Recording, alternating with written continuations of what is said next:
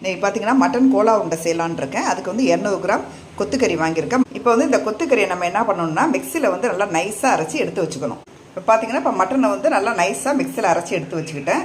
2 table spoon பொட்டுக்கடலை மாவு, 1 spoon இஞ்சி பூண்டு பேஸ்ட்,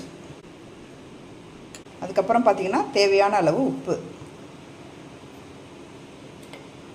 அதுக்கப்புறம் கொத்தமல்லி,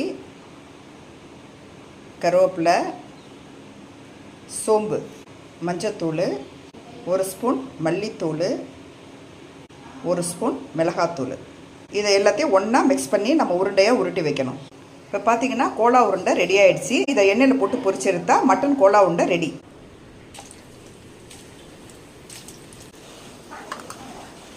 பார்த்தீங்கன்னா மட்டன் கோலா உருண்டை ரெடி ஆகிடுச்சு.